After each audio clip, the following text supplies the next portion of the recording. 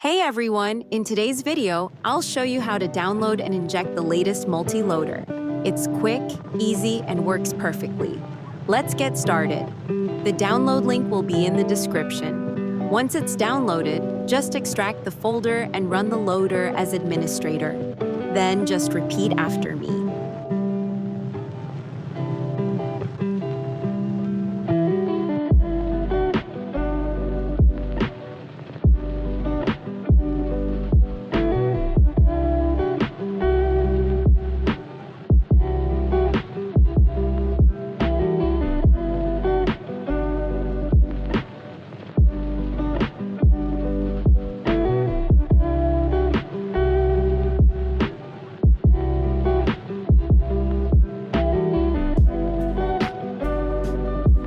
After the injection, you can immediately enter the game. Good luck!